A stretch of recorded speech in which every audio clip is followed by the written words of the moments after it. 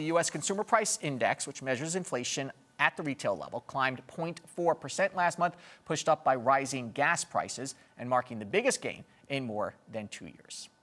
Well, Peter Cardillo, chief market economist at Rockwell Global Capital, joins us now to talk about all of this and more. A run up for the Nasdaq. Now, of course, everybody, not everybody, but some people are saying, are we again in the Nasdaq bubble of the year 2000?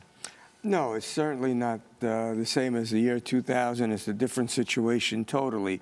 However, that doesn't exclude the fact that perhaps valuations are high.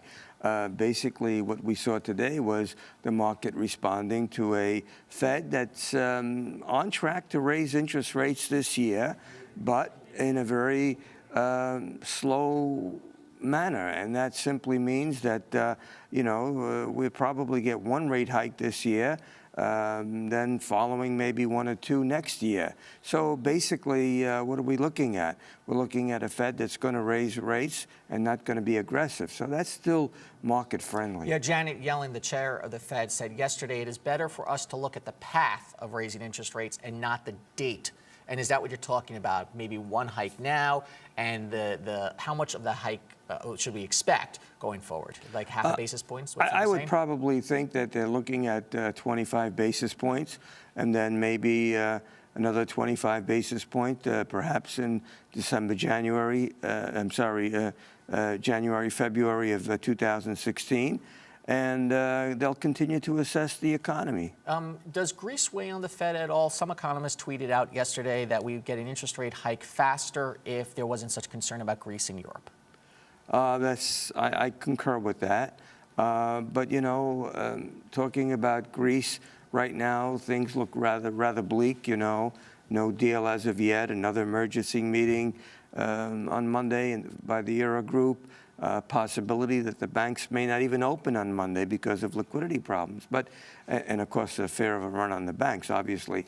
But, I think what we're seeing here with Greece is Greece playing a very smart move, not smart, but Greece playing a very hardline move, and that is simply because of the fact, even if they do default, and there's a possibility of that, I think that will that default will probably prompt a longer-lasting deal for them.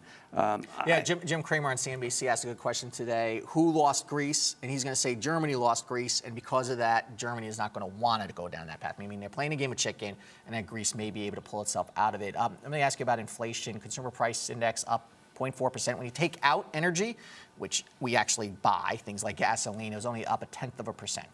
Yeah, if you measure it by the core rate, inflation is still pretty much contained. There's no problem. But we are inching up next to the Fed target. And today's data suggests that, inflation and all the other economic numbers that we got out today, beginning with the leading indicators, Philadelphia Fed, and, of course, the nice drop that we saw in unemployment claims, all, solidify that the Fed is on track to raise interest rates, and that economic activity in the third and fourth quarter of this year is going to be closer to 3% as opposed to where we are now. What do we need to see for prices to start going up? Meaning, are the quality of the unemployment numbers good enough? Are people earning enough more money that they're going to spend more money and drive up prices? Because that's where the path will go. I think one of the reasons why, salaries are going up, but they're not going through the roof just yet. And the reason for that is there's been a change in the evolution of the labor market. And, skilled workers are basically scarce.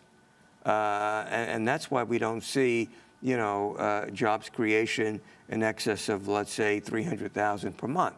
So what we're seeing is that low-paying jobs are the jobs that are out there and the jobs that are being filled.